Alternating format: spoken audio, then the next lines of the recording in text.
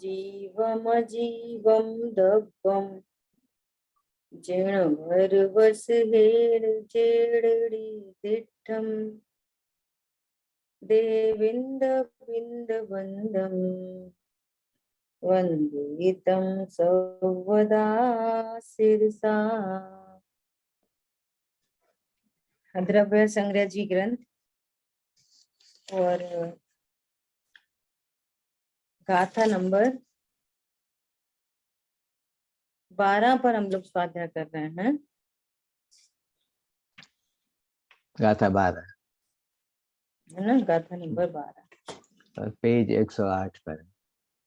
हाँ, बुद्धिश्री के प्रवचन के माध्यम से हम लोग स्वाध्याय कर रहे हैं। पेज 108 पर सबसे ऊपर से टॉप से ही चर्चा करते हैं। जो लास्ट में चर्चा आई थी, क्या चर्चा आई? स्वतंत्र ज्ञायक तत्व का विरोध करके तू संघी और असंगी पने की अवस्था को धारण करता है। संगीपना हो असंगीपना हो, कोई भी संसार दशा हो, तो ज्ञायक तत्व की विराधना करके इसको धारण करता। भूल आपको भरमति बाधे, अपने को भूल कर एक इंद्री दो इंद्री आदि आदि संगी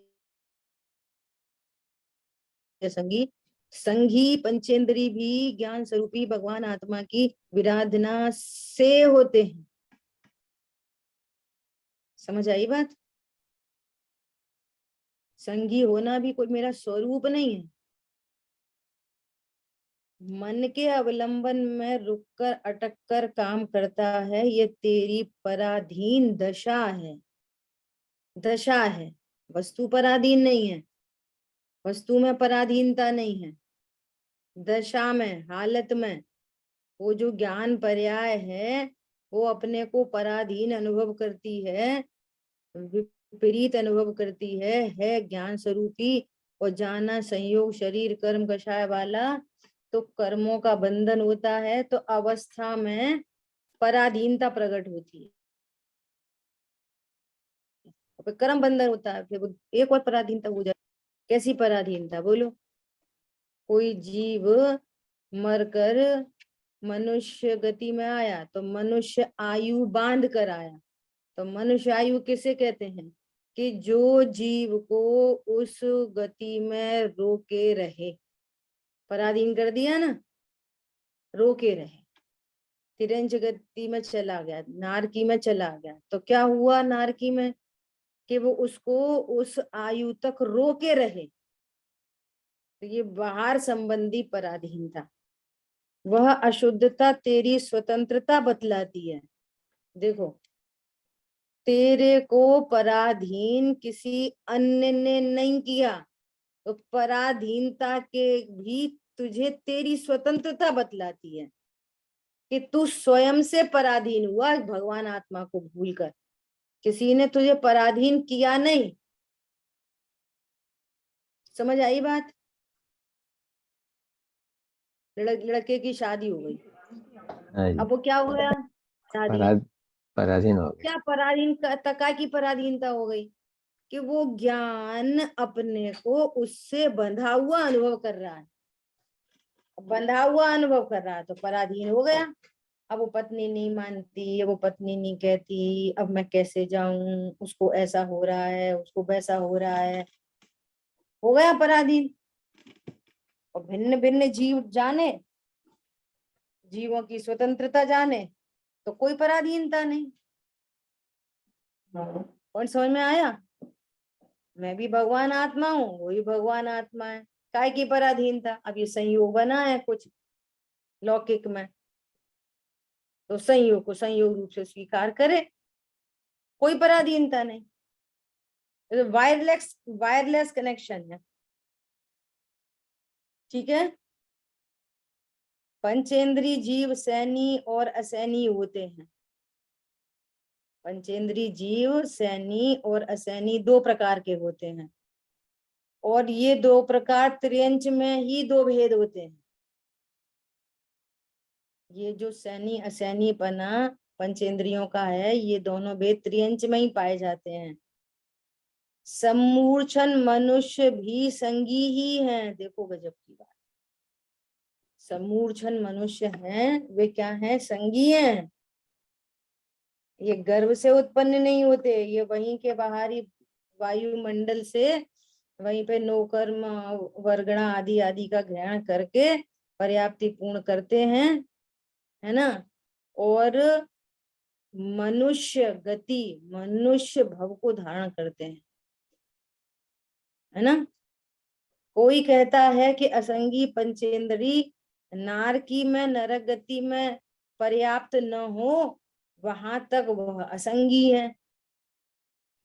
क्या बोला? तब कहते हैं कि भैया सनातन शाश्वत सिद्धांत कहता है कि जो नरक में पैदा होने जा रहा है, अभी मार्ग में है, विग्रह गति के अंदर है, अभी नरक में नहीं पहुंचा, ऑन द वे है, वहीं से पर्याप्तक संगी पंचेंद्रिय, हाँ जी। अभी नरक में नहीं पहुंचा। उस दिन चर्चा की थी ना हाँ जी। कि विग्रह गति में एकमात्र व्यंजन पर्याय पूर्व की होती है, अकेली व्यंजन पर्याय पूर्व की, बाकी सब कुछ नई गति में जाने वाला। उसका छाप समय ज्ञान नई गति का, उसकी कषाय नई गति की, उसका सब कुछ जिस गति में जा रहा है उस संबंधी होगा। तो वो तो विग्रह गति में ही संगी पंचेंद्रिय है ना। और नार की तो कोई अपर्याप्तक होते ही नहीं, वे तो सब पर्याप्तक ही होते हैं। देवगति में कोई जीव अपर्याप्तक होते नहीं, वे सब पर्याप्तक होते हैं। अपनी आयु पूर्ण करके उनका मरण होता है, ठीक है। तो क्या बोल रहे हैं?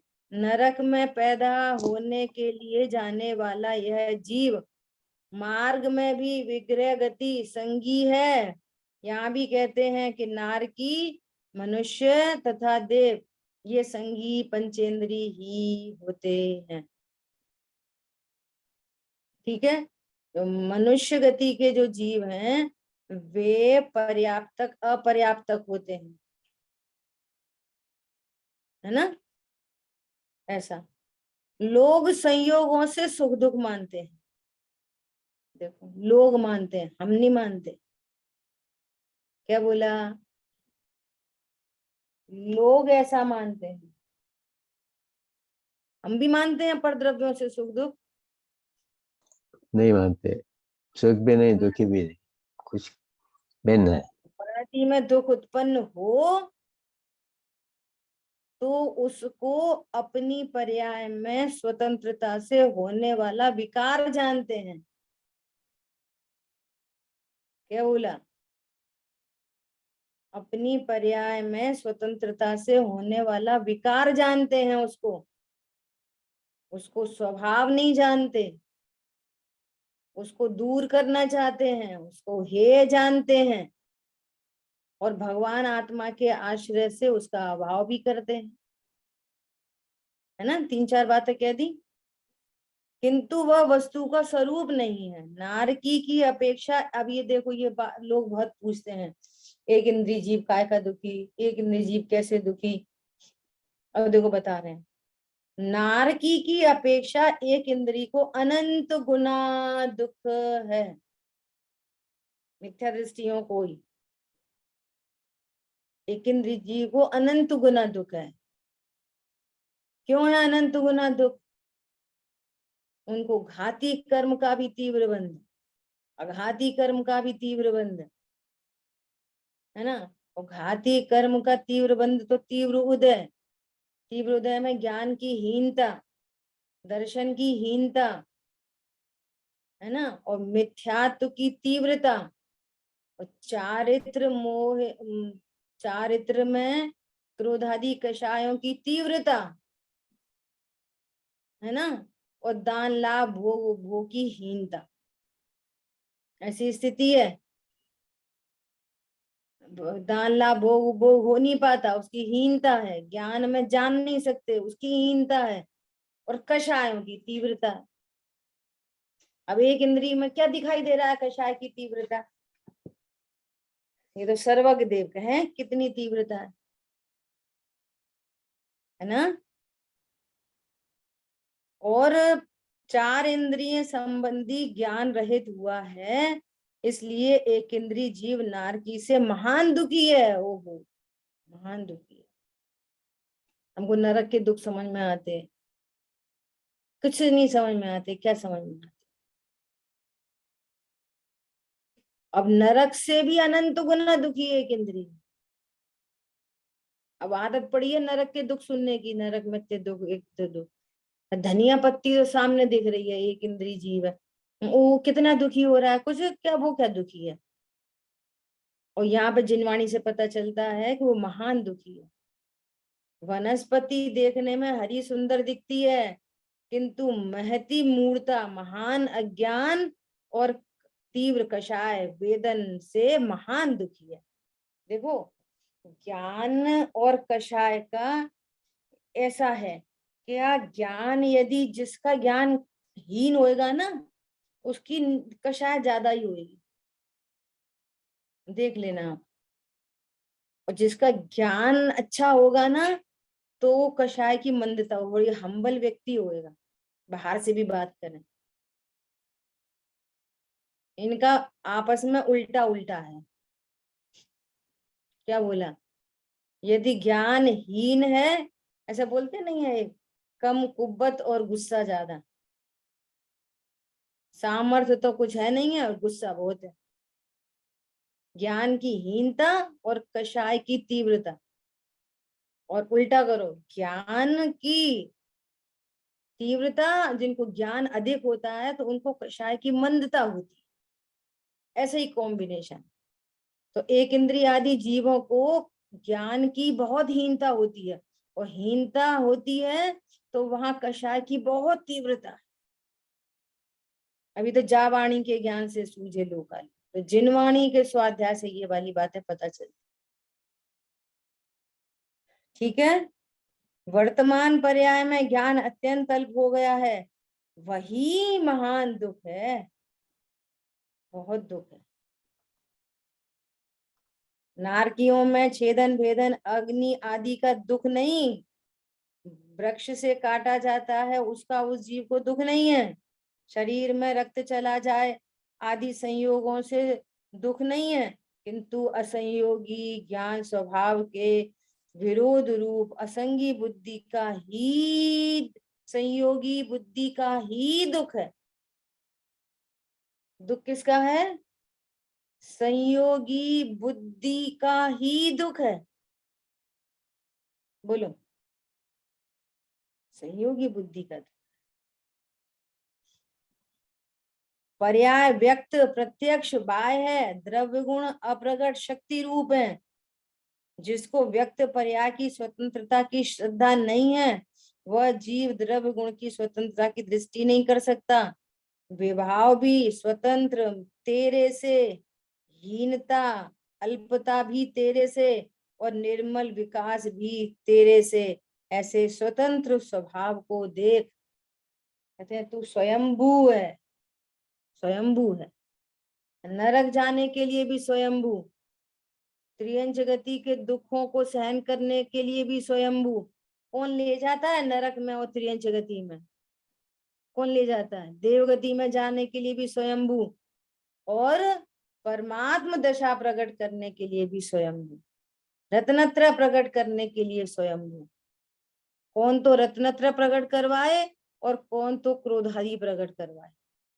पूरे विश्व में हलचल मची है, आपकी वजह से गुस्सा आती है, आपकी वजह से गुस्सा आती है, आपकी वजह, पूरे विश्व में हलचल मची है। क्या बोला? आपकी वजह से गुस्सा आती है। यहाँ कह रहे तेरी पर्याय की योग्यता है उसको रोद रूपण नमन करने की। तेरी पर्याय की योग्यता है, वो अपने को, मेरे मान की हानि हो गई, मान हानि रूप अनुभव करने की तेरी पर्याय की योग्यता है। और स्वतंत्रता से होती है, किसी पर के कारण नहीं होती।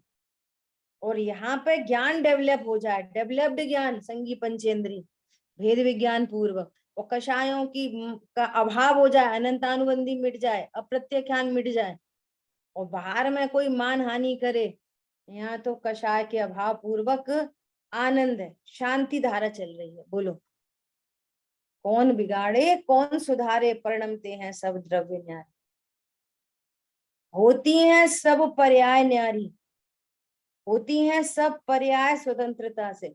एक द्रव्य दूसरे द्रव्य की पर्याय को उत्पन्न नहीं कर सकता किसी कीमत पर। तो इससे विचार करना चाहिए कि ये जो क्रोध उत्पन्न हुआ है ये मेरी पर्याय की योग्यता है। इसका मतलब अभी यहाँ डेवलपमेंट नहीं हुआ, अभी विकार का अभाव नहीं हुआ, वो विकारहीन नहीं पड़ा।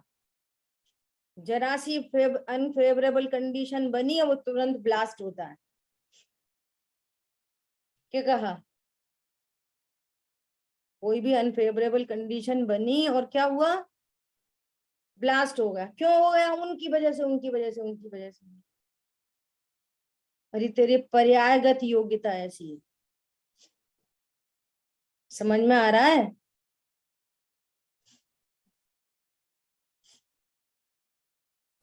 जी दीदी। गजब बात है।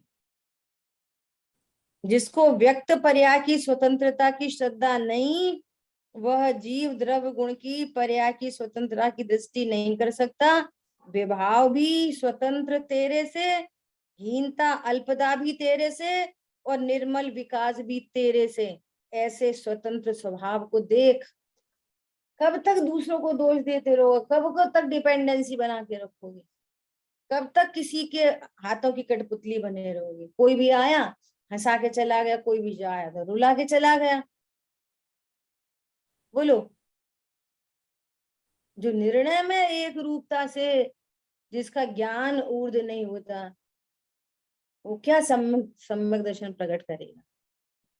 क्षण क्षण क्षण क्षण में पर द्रव्यों को दोषारोपण की वृत्ति रखेगा, क्षण क्षण में इष्ट अनिष्ट की कल्पना रखेगा। तो विचार करो वो क्या सम्यक्त को प्राप्त करेगा? मोह नहीं गलेगा, बस फॉर्मेशन चालू है। समझ में आया? तो दीदी मन की ये जो पर्यायगत योग्यता है, और ये पर्यायगत योग्यता से ये कषाय भाव विभाव उत्पन्न हुए, तो ये पर्यायगत योग्यता भी है कि उसे ज्ञान स्वभाव से ये विभाव मेरा स्वरूप है ऐसा नहीं जाना। ये भी पर्यायगत योग्यता हो, ये भी पर्यायगत योग्यता हुई। बिल्कुल, ये भी पर्यायगत योग्यता है। ये तो उपदेश दिया जाता है, भैया तू जान समझ वेद विज्ञान कर, उपदेश है बराबर। ये। जी जी। वस्तु स्वरूप क्या है? जिसकी पर्याय की योग्यता आने वाली है अच्छी, जिसका संसार समुद्र का किनारा बहुत थोड़ा रह गया है, उस पर्यायगत योग्यता में तत्व निर्णय कर लेगा और सम्यक दर्शन रूप प्रकट कर लेगा। बराबर। समझाने से समझ नहीं आता, जी जी जब दीदी। समझे तब स्वयं समझ जाता। कैसी कैसी बातें हैं, बोलो। इस जीव को देखो, सम्यक दर्शन की पात्रता कब आती है? सम्यक दर्शन की पात्रता क्या है? कि तो पूरा। प्रत्येक कार्य 5 समवाय पूर्वक होता है, जी। पात्रता भी 5 समवाय पूर्वक आएगी। क्या बोला? जी पात्रता में 5 समवाय लगेंगे कि नहीं लगेंगे? जरूर लगेंगे कोई भी अरे कार्य में। हर कार्य में 5 समवाय लगेंगे, पात्रता में भी 5 समवाय, तत्व निर्णय विचार में भी 5 समवाय, तत्व निर्णय में 5 समवाय, अनुभूति रूप परिणमन में 5 समवाय, है ना, अणुव्रति होने में 5 समवाय, महाव्रति होने में 5 समवाय, सिद्ध भगवान के भी जो पर्याय उत्पन्न हो रही है ना, वहां पे भी 5 समवाय घटित हो रहे हैं, प्रति समय 5 समवाय, क्योंकि वहां पे भी सिद्ध पर्याय, सिद्ध सिद्ध सिद्ध सिद्ध सिद्ध, ये कार्य हो रहा है कि नहीं हो रहा सिद्ध भगवान को? जरूर जरूर हो रहा है। बोलो, सिद्ध पर्याय है ना, पर्याय, पर्याय इटसेल्फ एक कार्य है, तो हर समय कार्य हो रहा है। कैसे हो रहा है? 5 समवाय पूर्वक हो रहा है। तो अपन बात कर रहे हैं पात्रता, तो पात्रता क्या है? सम्यक दर्शन प्रकट करने की पात्रता। तो पता है काल, काल से उसका आंसर क्या है? काल से, काल फैक्टर है ना एक जी 5 समवाय में, है ना? जी जी तो दीदी। काल से कैसे? जिसका जिसका संसार में रहने का काल अर्ध पुद्गल परावर्तन मात्र शेष है। ये काल के फैक्टर से आंसर है। समझ में आ रही है बात? जी जी दीदी। यदि अर्ध पुद्गल परावर्तन से अधिक काल दिखाई दे रहा है, दिखाई दे रहा मतलब सर्वज्ञ देव कोई दिखता है, अर्ध पुद्गल परावर्तन से अधिक काल है, तो करोड़ों संयोगों के बीच में रख दो, करोड़ों स्वाध्याय सुना दो, बिल्कुल समोषण में ले जाके बिठा दो, विद्वान के घर में ही रखो, आश्रम में रहो, अमाइन में जाके पंडित साहब के पास। क्या बोला? जी जी सभी अर्ध प्रकार। पुद्गल परावर्तन मात्र शेष नहीं है, तब तक वो तत्व ज्ञान नहीं कर सकेगा।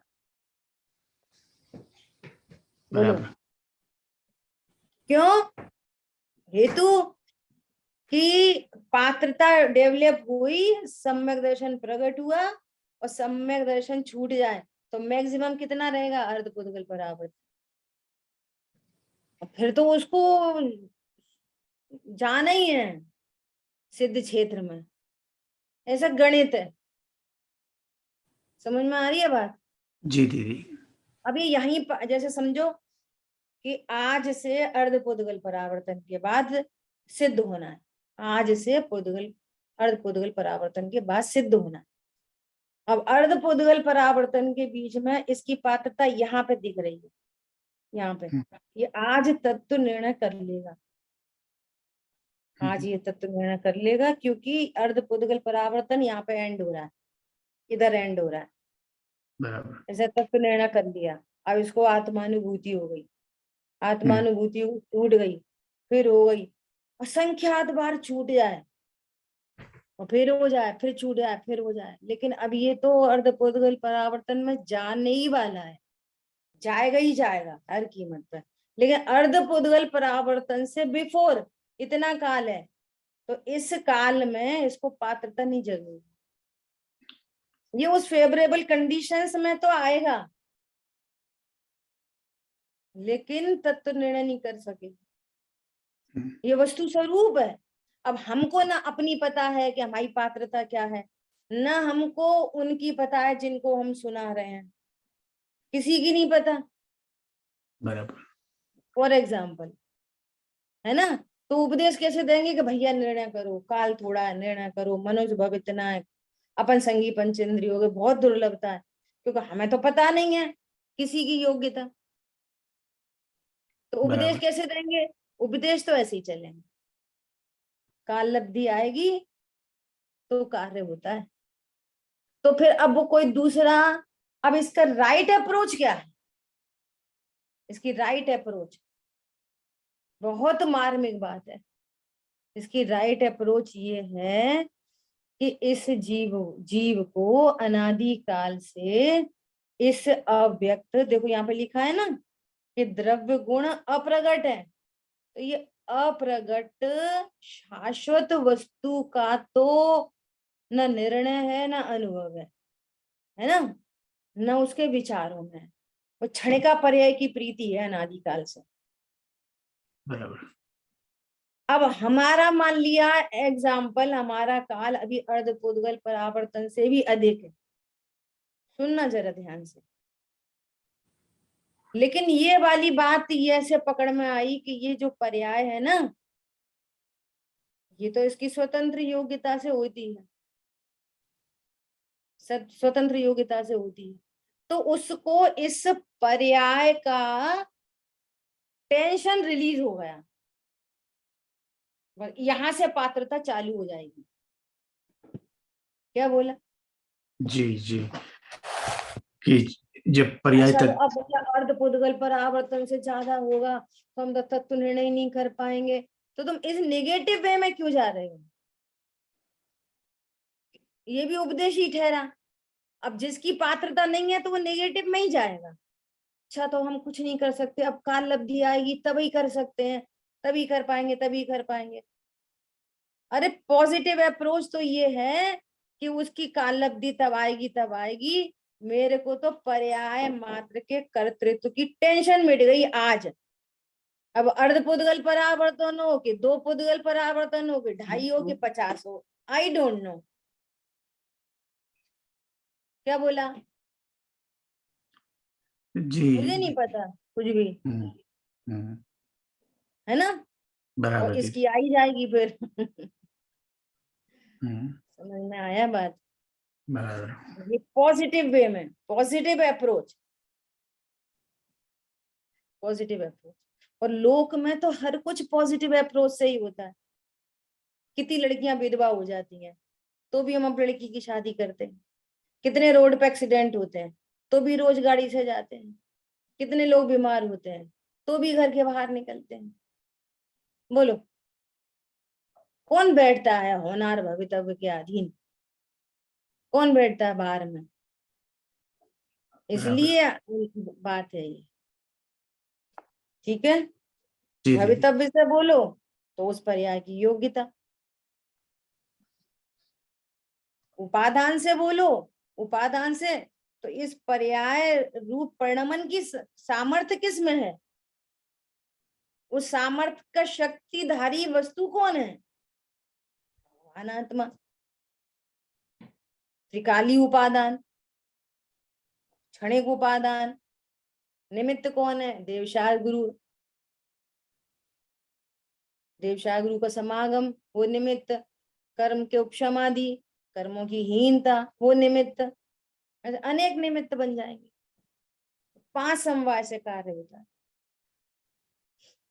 कितने जीव हैं कि अर्ध पुद्गल परावर्तन का जो एंड आया ना, एंड, कोई जीव ने यहाँ पे सम्यक दर्शन प्राप्त किया, फिर छूट गया, फिर हो गया, फिर छूट गया, फिर हो गया, फिर छूट गया,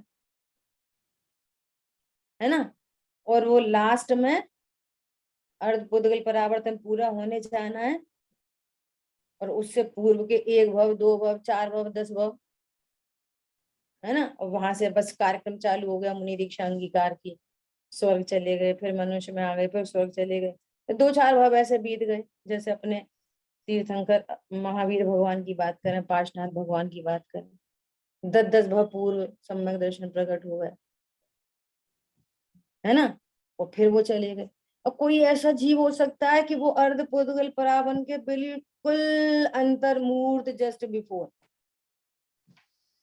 और उसमें भी अंतर्मूर्त पड़ रहे हैं, छोटे छोटे छोटे छोटे छोटे। कोई 8 वर्ष का बालक, है ना, और सम्यक तो प्रकट किया, अंतर्मूर्त में महाव्रति, अणुव्रति, महाव्रति, फिर अंतर्मूर्त में छपक श्रेणी, फिर 9वां गुण स्थान अंतर्मूर्त, 10वां, 12वां अरंत भगवान, और ये सिद्ध। आखिरी आखिरी में ऐसा भी काम हो सकता है, आखिरी भव हो सकता है, जन्मे छाए सम्यक दर्शन लेके तो पूर्व भव से लेके बहुत कंडीशंस बन सकती, लेकिन शर्त क्या है? अर्ध पुद्गल परावर्तन, उससे पहले नहीं, और वो हमें पता नहीं। इसलिए हमारा पुरुषार्थ तो एक तत्व निर्णय करना है। इसलिए कहते हैं निर्णय में उपयोग लगाना ही कौन सा पुरुषार्थ है? पहला, दूसरा कि तीसरा? बोलो। निर्णय में उपयोग लगाना ही प्रथम, एक ही पुरुषार्थ, एक ही पुरुषार्थ, एक ही। पहला दूसरा तीसरा नहीं, एक ही पुरुषार्थ, एक ही, है ना। देखो क्या कह रहे हैं, मन की ओर के झुकाव में शुभाशुभ विकल्प है और वो स्वयं के स्वतंत्र अपराध से हैं, ऐसा न जाने उसको इंद्रिय, मन और राग रहित एक ज्ञायक हूँ ऐसी श्रद्धा करने की सामर्थ्य नहीं है।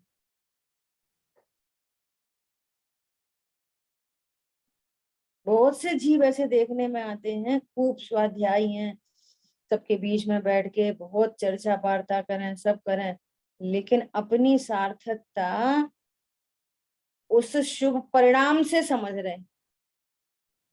शुभ भाव हो गए ना थोड़े, दिन भर में 2-4 घंटे, आज सब ठीक, और पर उन शुभ भावों में कमी आ जाए तो बहुत मुश्किल है। तो भैया तुम परिणामों से चेक करते हो कि अपरिणामी को देखकर आनंदित रहते हो, और भी शुभाशुभ भाव अनियत है, करने से होते हैं, अदल बदल सकते हैं कि वे होते हुए भाव। अशुभ भाव से अच्छा होता हूँ कि शुभ भाव से अच्छा होता हूँ, कौन सा परिणाम मेरे लिए अच्छा है? कोई भी क्या परिणाम बोल रहे हैं? शुभाशुभ विकल्प हैं, मन की ओर के झुकाव में शुभाशुभ विकल्प हैं, वह स्वयं के स्वतंत्र अपराध से हैं। यहाँ कह रहे हैं अपराध से, और हम महान समझ रहे हैं अपने को।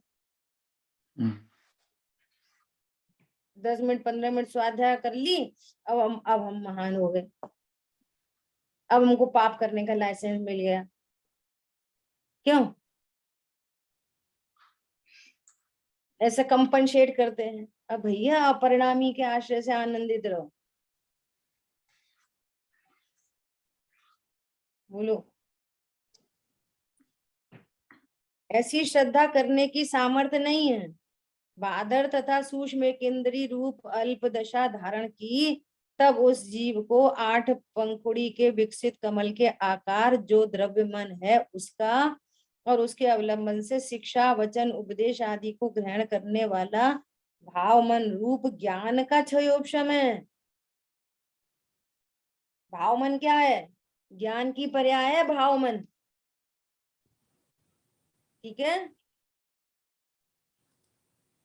इन दोनों का अभाव होता है, इससे वह असंगी ही है। असंगी जीव को मन नहीं है तो वो शिक्षा वचन उपदेश को ग्रहण नहीं कर सकता। बोलो,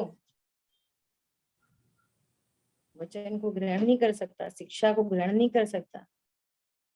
अब कोई बहुत शिक्षा देता हो और ग्रहण नहीं हो रही हो तो फिर विचार करना चाहिए कि हमारा जो क्षयोपशम ज्ञान है एकदम बॉर्डर लाइन पे है, असंगी के बॉर्डर लाइन,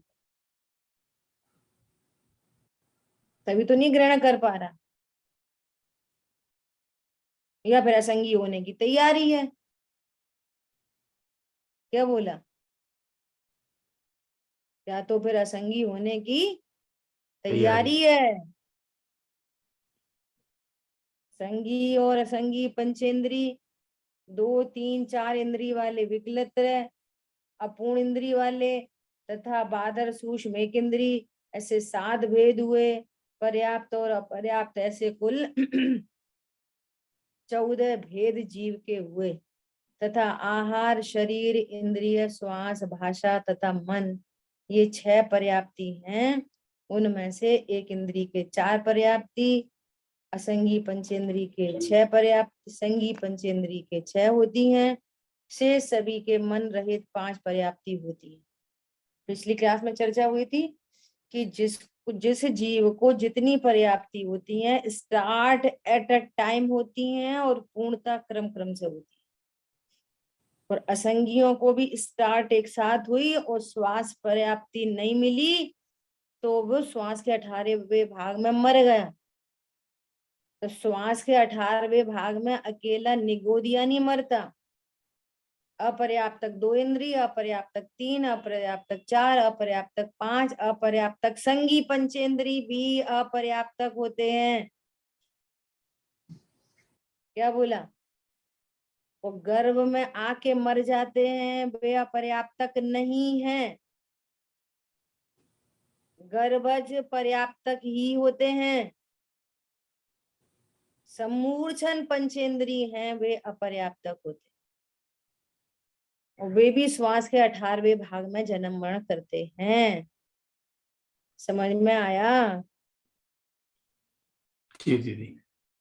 ऐसा वे सभी वर्तमान पर्याय की योग्यता अशुद्ध न से जीवों का स्वतत्व है। देखो क्या बोल रहे हैं, ये जो जीव की पर्यायगत योग्यता है ना, जीव की पर्याय को देखो, शरीर को नहीं। ये अशुद्धने से जीव का स्वतत्व है। कौन सा स्वतत्व है जीव का? कौन सा स्वतत्व है? स्वतत्व कितने प्रकार के होते हैं? बोलो जल्दी, कौन बताएगा? जीव के स्वतत्व की चर्चा आगम में कितने प्रकार से की गई है? बोलो, किसी को नहीं पता? किसी को जीव जीव अरे 5 प्रकार से की गई है, 5 प्रकार से। औपशमिक, छायोपशमिक, हाँ जी, छायिक, औदिक, पारणामिक। पारणामिक। क्रम थोड़ा इधर उधर हो गया है ना। 5 प्रकार ये जीव के स्वतत्व हैं। स्वतत्व मतलब जीव की ही पर्याय में होते हैं। और पारणामिक भाव जीव त्रिकाली ध्रुव। क्या बोल रहे हैं? सुनो, बहुत गजब की बात। ये सभी स्व वर्तमान पर्याय की योग्यता। हाँ बोलो, कोई कुछ बोल रहे थे? ये स्व तत्व आपने बताया 5, वो जरा खोलेंगे थोड़ा ज्यादा? हाँ, वही वही प्लीज। चर्चा कर है ना, वही चर्चा करने जा रहे हैं। क्या चर्चा करने जा रहे हैं कि ये जो 5 भाव हैं, एक तो है पारिणामिक भाव। पारिणामिक भाव मतलब जो कभी नहीं बदलता, नेवर चेंजिंग, जो किसी की कृपा से नहीं, किसी ने बनाया नहीं, जिसका कोई नाश नहीं कर सकता, जो जिसमें कर्म की कोई अपेक्षा नहीं लगती, जो अनादि अनंत है, सो क्या है? पारिणामिक भाव। ठीक है, हाँ जी। अब सुनना ध्यान से, ये अपेक्षा समझ जाए तो आनंद हो जाए। अब क्या करें? अब जीव की पर्याय कौन सी होती है? शरीर किसकी पर्याय है? उद्गल की। बोलो जल्दी। उद्गल की, है ना। उद्गल की बोल दो, अजीब की बोल दो, अजीब की पर्याय। और जो पर्याप्तियों की जो चर्चा चल रही है, वो किसकी बात चल रही है? पर्याप्ति रिलेटेड बीज टू शरीर। शरीर। और रिलेटेड टू शरीर होने पर भी वहां उसी उसी संबंधी जीव की भी पर्याय है। ऐसा नहीं हो सकता जीव का छायोशमिक ज्ञान बहुत हो और बाहर में एक इंद्रिय हो। हाँ जी, ऐसा हो सकता है? नहीं हो सकता। नहीं हो सकता। हम्म। तो इधर एक इंद्रिय अवस्था, तो ज्ञान में कौन सी अवस्था होगी? ज्ञान में कौन सा भाव है? छायोपशमिक भाव। अल्प अल्प अल्प दशा। अल्प है क्या? छायोपशमिक भाव है। तो ये छायोपशमिक भाव क्या है? जीव का स्वतत्व है। तो दीदी, बोले भाव को श्री ही बोले तत्व ना। कहते हैं? भाव को ही तत्व कहा है? हाँ, पांच पांच देखो, भाव को 5 तत्व। पर द्रव्यों की नास्ती करने के लिए जीव में जो कुछ है, द्रव्य गुण पर्याय, वो जीव का स्वतत्व है। ये जीव का स्वतत्व है, तो फिर वे सारे पुद्गल धर्म धर्म आकाश काल ये जीव का तत्व नहीं है। अभी बोला ना, हाँ जी। विकार भी स्वतंत्रता से, अशुभ भाव भी स्वतंत्रता से, शुभ परिणाम भी स्वतंत्रता से, किस में होते हैं? जीव में ही। तो किसके तत्व हैं? जीव के ही तत्व हैं। अर्थात पर से नहीं होते, पर के कारण नहीं होते, पर में से नहीं आते, पर के आधार से नहीं होते, अनंत पर पदार्थ की नास्ती हो गई जीव का स्वतत्व कह के। और किसने से बोल रहे हैं? अशुद्धने से। ठीक है, तो पर्याय की कंडीशन कैसी है? एक इंद्री, दो इंद्री, तीन इंद्री, चार इंद्री, पांच इंद्री, संगी है संगी की। ज्ञान में कौन सा भाव है? छायोपशमिक भाव। ठीक है, दर्शन में कौन सा भाव है? बोलो जल्दी। छायोपशमिक मिथ्या भाव। मिथ्या दर्शन। मिथ्या श्रद्धा की पर्याय नहीं, दर्शन सामान्य दर्शन सामान्य की लोग। पर्याय। छायोपशमिक भाव। ठीक है, और वीर गुण की पर्याय में कौन सा भाव है? छायोपशमिक भाव। तो ये छायोपशमिक भाव क्या हुआ? जीव का स्वतत्व। और श्रद्धा और चारित्र की पर्याय में कौन सा भाव है? श्रद्धा और चार की पर्याय में विकार और मिथ्या, मिथ्या और हाँ, विकार, तो वो कौन सा भाव है? औदिक भाव। अवधिक भाव, कौन सा भाव है?